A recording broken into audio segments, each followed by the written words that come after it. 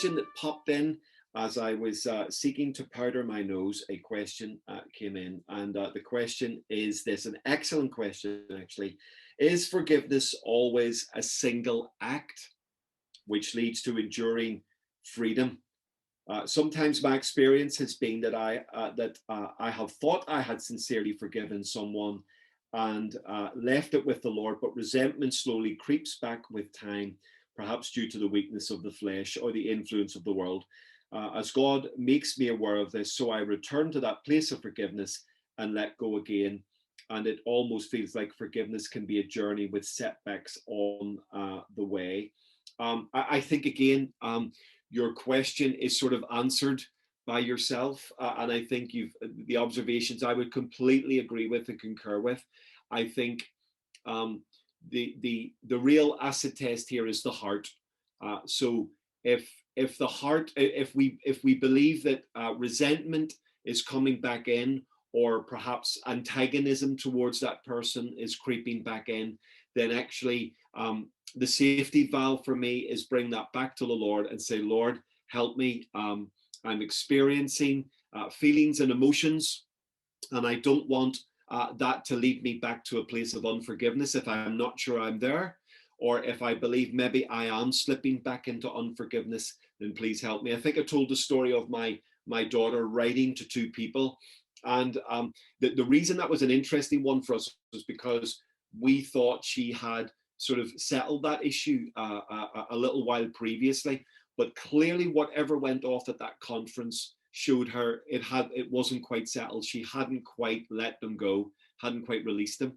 And so she had the courage and the humility to return to that. And I think the spirit of your question is a beautiful one, is that if we have the humility to come back to what seems to be going on in our world, if in doubt, bring it back to the Lord. If in doubt, bring it to him. It's interesting that Paul writes to the church at Ephesus, and he says, be kind and compassionate to one another, forgiving each other, just as in Christ God forgive you. And you could tense that as keep forgiving each other as God, as in Christ, has forgiven you. So actually there's an idea in which it's really a continuous journey. Now, I know Paul's probably referring there to the fact that as a community, we're committed to forgiveness in what we do, but also it's the idea that actually I felt I had forgiven, but maybe I need to return to that again.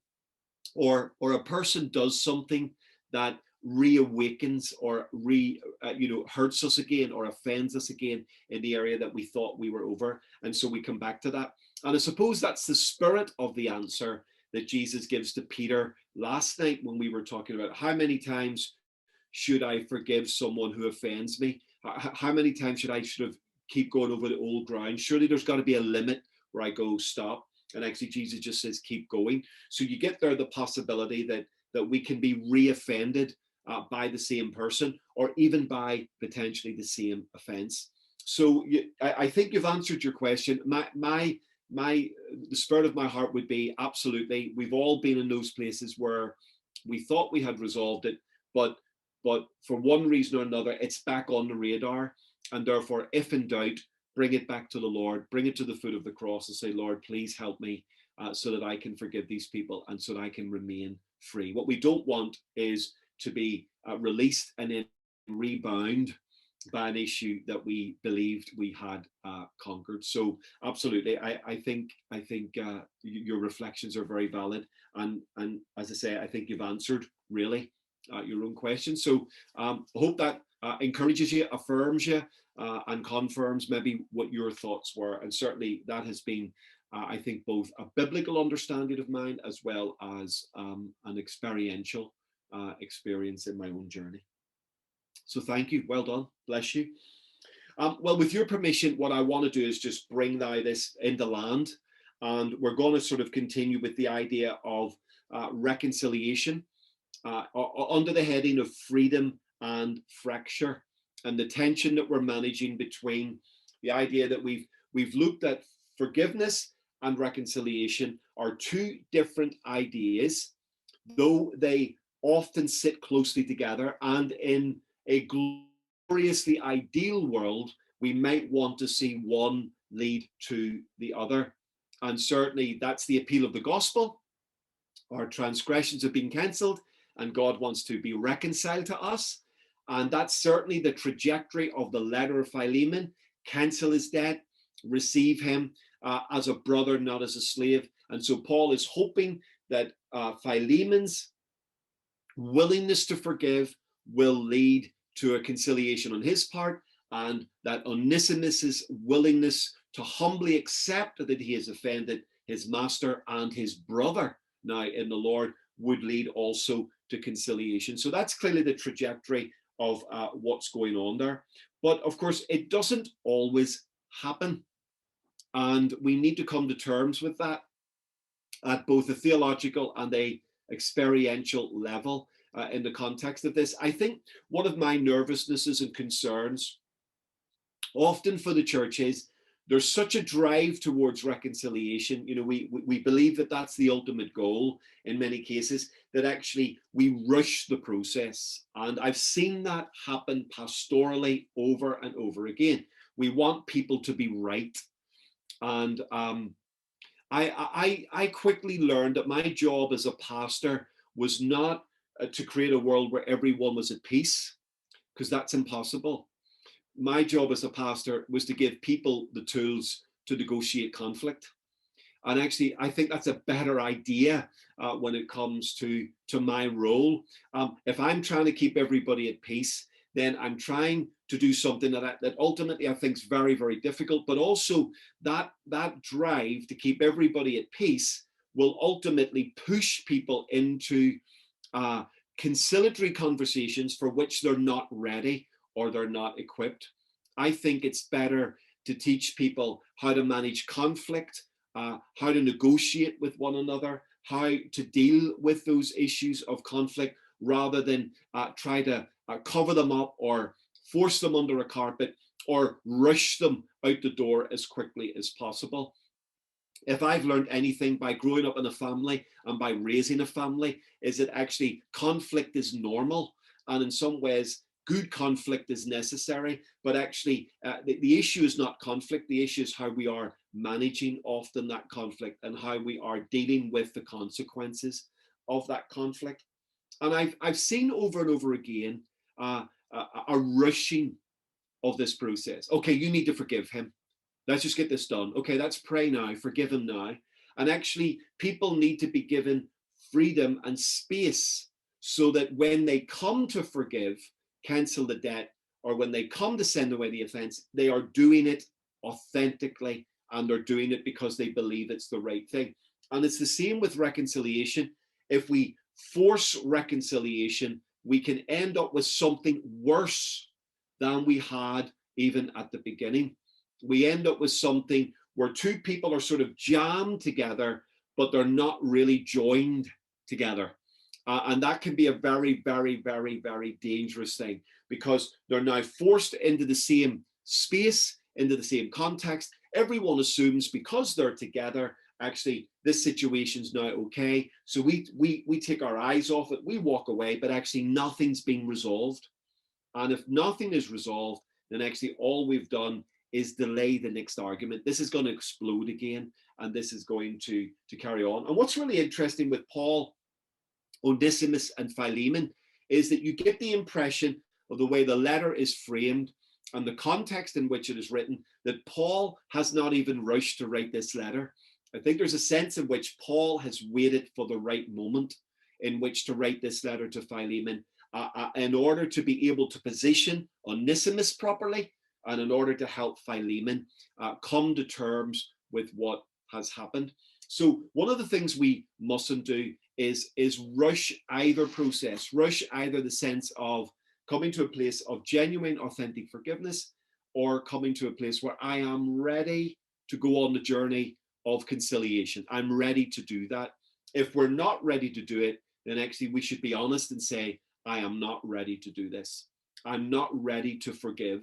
I'm not ready to make a journey towards re-engaging with this person. I'm not even sure if I want them on my Christmas card list, neither, let alone be best friends with them again. So we've got to give people time to address that. And I think surrounding them in prayer, helping them in pastoral conversation can all assist with that until they are ready. If they are never ready, then that's a different conversation. But actually, we hope that they will come to a place of readiness at some point, at least to do one of the two things. At the very least, find forgiveness and maybe even conciliation, if at all possible. I remember, please forgive me for this as an analogy, but it sort of helps illustrate the power of this. So I hope I don't offend anybody with the use of this analogy. But I remember as a pastor going to visit a family in my church. They had had a baby, but they'd had a premature baby. And I remember going into the ward and looking at this gorgeous, fully formed, beautiful baby, but a number of weeks premature. And of course, because it was so premature, then the baby had to have all sorts of support systems going on around it. Now, when we looked at that child, she was in every way a fully, beautifully formed, gorgeous human. And in fact, she went on to be, and still is, a very energetic human indeed. And her premature birth did not in any way hinder her growth and development, which is wonderful.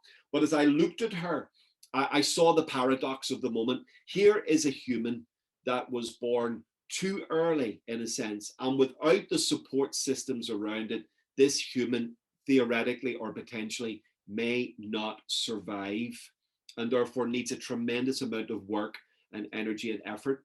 Now, please forgive me for using that as an analogy if it's offended you. I haven't set out to offend anyone there, but I've seen that over and over again when it comes to especially reconciliation. Because we believe it's a good baby to have, we push it hard, we force it, and we almost corner people into making the wrong decisions or even the right decisions at the wrong time. And what I've discovered is that even something like reconciliation can be premature. So it looks like it's happened, but actually it's not fully formed. And because it's not fully formed, it ends up needing tons of pastoral support and friendship support, because actually this thing cannot survive on its own. And if we want to help people get to a place of sustainable reconciliation, then we must give them time to do that. I think that's what Paul's doing with Philemon and Onesimus. I think he set it up for this to be a sustainable process, because he's not ducking and diving from the issues. He's not keeping Onesimus away from Philemon, and he's not leaving Philemon unchallenged. He's brought all the elements of the equation into play, but he has crucially given them time. And you'll notice even at the end of the letter, he leaves it to Philemon. In fact, we don't even have a conclusion to the letter. We don't know what happened next. I hope when we get to heaven, there's a sort of a Netflix library that we can go to. And there's a whole bunch of stories I want to go, what happened next? What happened to Philemon? What happened to the woman caught in the act of adultery that Jesus set free? What happened? I would love to know what happened next. And we're left on a cliffhanger here. Paul writes the letter and he says, I'm confident that you will do this, and even more than I hope. It's that sort of, we're left on this, okay, well, did it happen? Did they reconcile? What happened? But the fact that Paul leaves it on a cliffhanger is the reality that Paul is allowing Philemon, especially, and Onesimus potentially, the time to make the right decision. Because if they make the right decision for the right reasons, then this baby will be born not prematurely, but this baby will be born on time. So I hope that makes sense to us. And I've noticed that over the years, reconciliation can be premature because of a number of reasons. And let me just give them to you in terms of that. Reconciliation is premature when we haven't forgiven. So this is an important one pastorally for me. I will never push someone into a conversation of reconciliation until I am confident that they have reached a place of forgiveness. Now, if it's of course the other way around, then I would be looking for an acceptance of responsibility and offense, and a humility that says, I have actually hurt someone. And there are two sides to this. But I think that reconciliation is premature when we haven't forgiven. If we haven't sent it away, it will get in the way. Okay? So if it's not been sent away, if we haven't sent the offense away, the offense will get in the way. And that is so, so important. So this is an important issue. Now that doesn't mean that there can be levels of deeper forgiveness discovered on the journey, that we think we've forgiven, and then we find actually as we get into the journey, there needs to be more. That's all part of the equation potentially, but at least there's a starting point. Paul, before he sends Onesimus to Philemon, he asks Philemon to cancel the debt. It's really important. So he doesn't want to send Onesimus back to an angry Philemon. He wants him to go back to a man who has forgiven, and he wants Onesimus to go back with the right attitude. So reconciliation can be premature if we haven't forgiven. Here's the second aspect of danger. Reconciliation is premature when only one party wants it. And this is crucial.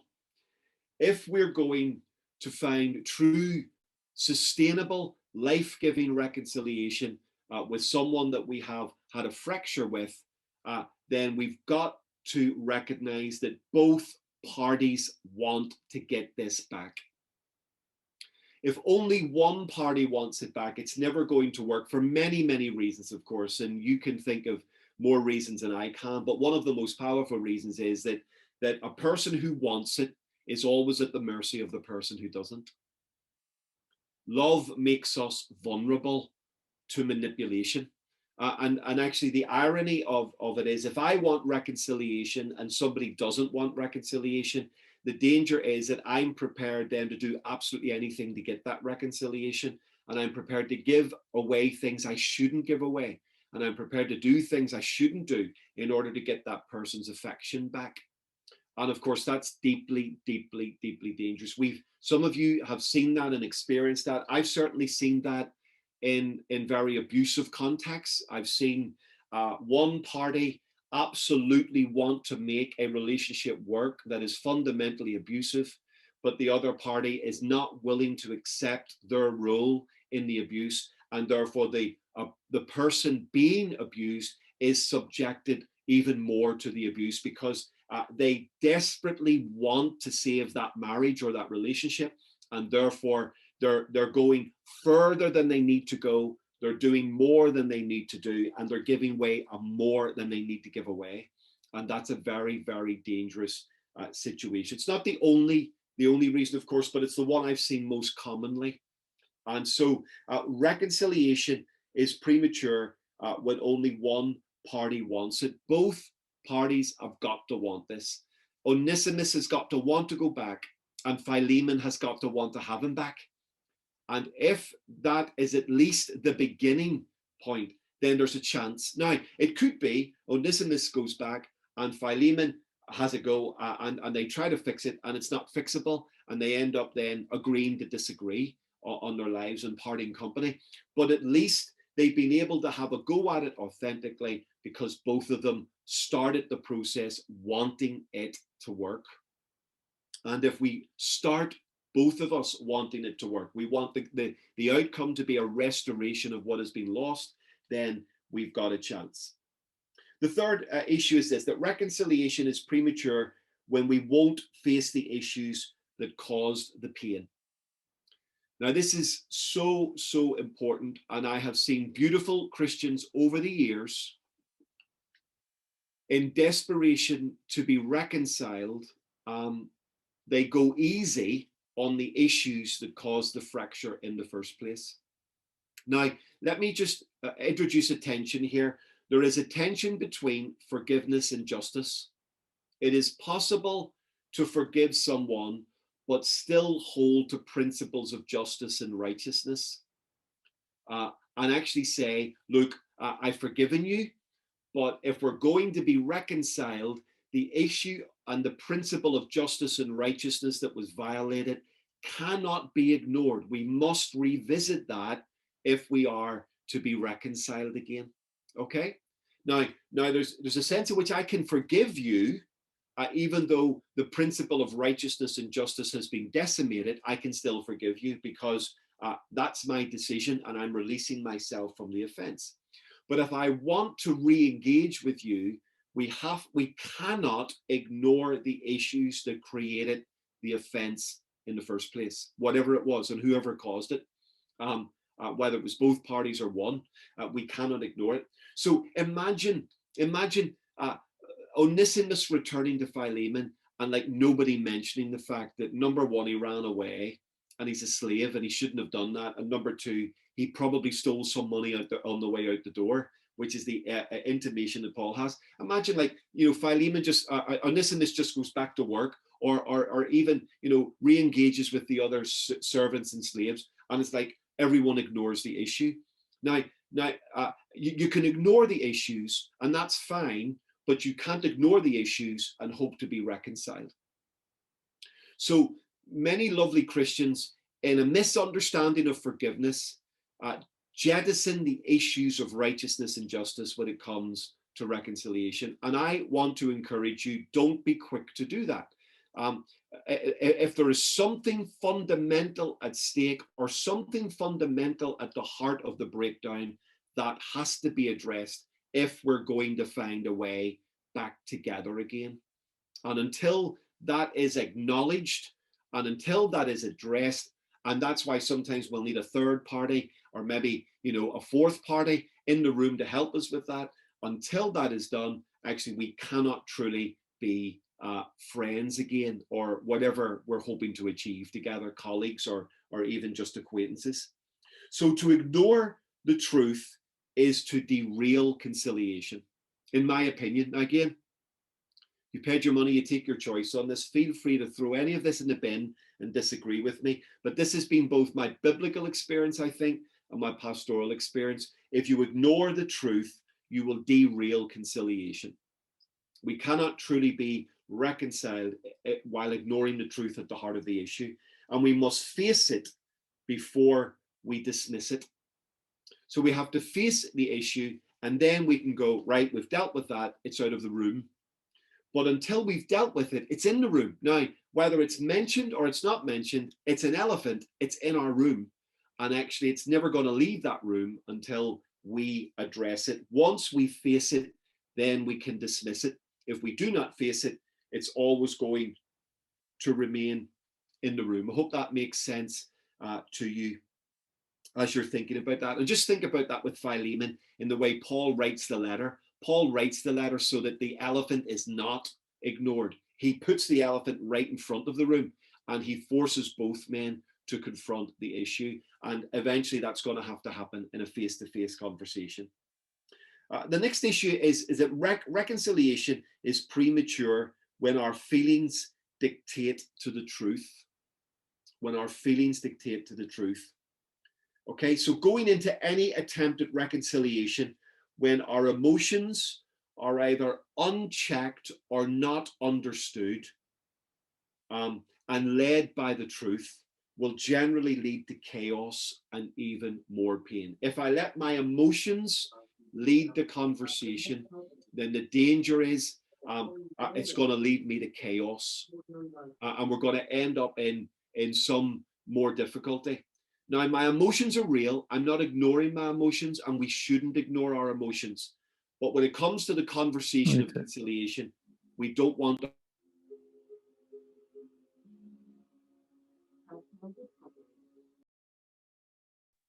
Hello, am I back? All right, sorry about that. So when it comes to emotions, we don't want to ignore our emotions, but we don't want them to lead the conversation. We want truth, we want principle, we want what is right to lead the conversation, and then that will help to check our emotions or guide our emotions or lead our emotions. And sometimes as well, can I say this? It's really important that we understand our own emotions with this. And this is what I found a lot. People aren't honest, and people will say, yeah, I'm okay, I'm fine.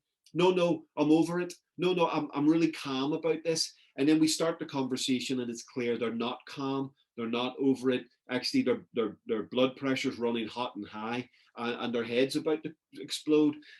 But actually, they haven't been honest with their feelings. And I want to encourage you that if you're ever either helping people in a conversation of conciliation or you are engaging in one, you must find a place where you are allowed to be honest about how you feel. Now, you might have to do that, first of all, outside of the room with someone so that then you can lead your emotions with truth in the room. Or there is a place for allowing emotions to be expressed, but under, as it were, care and guidance and supervision. And I've seen good examples of all of that happen. I've seen wonderful examples of emotion being expressed in a room that was appropriate because it was well led and because the framework for that conciliation conversation allowed emotions to be expressed appropriately. But where emotion runs unchecked, or where emotions are misunderstood, truth normally gets trampled by that emotional chaos, and we end up normally or often in a worse situation than we started at the beginning. So actually, better to have a little bit of time and get this right around our emotional well-being than rush it and then spoil it forever. And for me, that is really, really important. There are no prizes for rushing the forgiveness process. There are no prizes for rushing the reconciliation process. If in fact we rush it so quickly that it ends up hurting us. The big prize we're after is freedom. And if it takes a bit of time, freedom is worth that time. And the big prize ultimately, perhaps, is conciliation. And we need time to consider our approach to that and how we are going to engage with that. So I hope that helps in the context of thinking about not rushing the reconciliation conversation. Paul is giving Onesimus and Philemon time to breathe. Clearly, Onesimus has come to some level of faith. Paul wants to be sure this young man can handle being sent back. And Paul wants to give his friend time to get his head round what he's about to do. I'm going to send him back to you. I want to send him back to you. Will you give me permission to send him back to you? And of course, remember, Paul's probably writing to Philemon in Colossae from Ephesus. And it takes a bit of time for the letter to go to Philemon. Then Philemon has to think about it. Then it takes a bit of time for the letter to go back. And then maybe there has to be another response that we don't know about. And so there's a little bit of time being given to allow the issues to settle. Unfortunately, you and I live in an age today of informational instancy. And actually through social media and through our means of communication, WhatsApp and texting and emailing and everything else that we do, the danger is we climb into conversations far too quickly. We rush things too quickly. And sometimes we end up saying things in haste that we will regret for a very, very long time. Once things are unsaid, said, they cannot be unsaid. Once things are done, they cannot be undone. And it makes the situation more difficult as we go forward. So just a bit of counsel around that. Last two thoughts of reflection, and then I'm going to draw this to a close if we want to pray or reflect back towards the end. Let me just say two more things. First of all, this sometimes reconciliation just isn't possible, and we've just got to admit that. So there could be lots of reasons why reconciliation is just not possible. So I shared the story of a lady whose brother had committed suicide. There was no reconciliation possible there because he was dead, but she could still come to a place of forgiveness. Sometimes the person could be literally at the other side of the world. Now, technology can help us with that, but that makes that difficult. Sometimes, of course, the person, one party doesn't want reconciliation. They want nothing to do with the conversation, and they want nothing to do with us. And so we've got to recognize that there are some moments where reconciliation is just not even possible to begin the process because either the person doesn't want it, because the distance is involved, or because maybe even that person has passed away. Sometimes, of course, we get into the conversation of reconciliation and then we find out this can't work. We're reaching an impasse. We've got a disagreement that we can't get over, or we've got to come to a place to agree to disagree on something, and therefore that leaves us, as it were, not fully reconciled to the situation. And that's okay too, provided we do it well. What we don't want is a fracture that causes more pain. But actually, if we've had a go at conciliation, but there are sometimes we use the language irreconcilable differences. Now, as Christians, that's difficult for us. We don't want to believe that there are irreconcilable differences, but certainly in my experience, I have seen that on more than one occasion, where the differences between the two parties that have been so difficult that they have not been able to come to a place of conciliation. But at least they can then have a place of peace. At having attempted conciliation, they have come to a place of, we release that now. We will agree to disagree. We will agree to live friendly, but not as friends. And therefore, we step away from that. And so there's a sense in which sometimes reconciliation is simply not possible. And that's okay. We've got to give ourselves room for that possibility. Where it's possible, let's pursue it. If we want to pursue it, if all parties want to pursue it. Where it's not possible, and we've done everything in our power, perhaps, then we've got to simply settle the issue and go, right, it is what it is. And as long as we're not living in fracture and unforgiveness and pain and continued destruction through those issues, we've closed those off, as it were, then even without reconciliation, we can move on. And let me say secondly and lastly, and you'll be glad to hear finally, let me say this: sometimes reconciliation just isn't profitable. Now, this is a hard one. And I've discovered, even pastorally on my journey as a follower of Jesus, to pursue reconciliation in certain contexts will create more pain than it will produce peace. Okay, so I could give extreme examples, and I'm loath to do that, but the extreme example sort of proves the point, if you like, in some ways. But should I ask, for example, a 14-year-old girl to be reconciled to a member of her family who sexually abused her? Now, I would argue that unless there is radical change in the hearts of both parties, I would argue that actually pursuing conciliation at this stage may not be the most profitable thing for those involved. Would I encourage a spouse back to a marriage where there is profound physical abuse, for example? My counsel, even though I believe in marriage, and even though I've worked very, very hard to try and save marriages over the years, and I've been very blessed with a wonderful marriage to my wife, I would be saying to that person, do not go back. Actually, there is a place where you have the freedom not to be reconciled into a context. And there are some journeys that are simply not profitable. So let me give you an example in my own life without giving details. I was involved in a situation where there was a painful parting of the ways, and that has brought me sadness. I've referred to that, and there was an opportunity for that to be, as it were, possibly a conversation.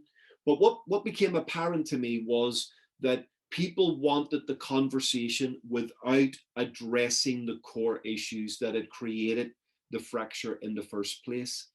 And my wife and I prayed about it. We talked about it. We reflected on it.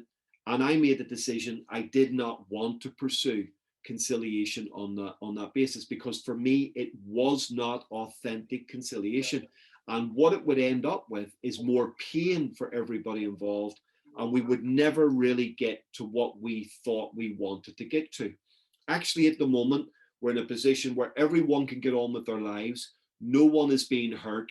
There's a positivity around both parties in terms of their own individual world, but to try and bring them together when actually there wasn't really the heart to resolve those issues would, for me, only be unprofitable in the conversation. Now, if that framework changes, I'm all in and I want to do it.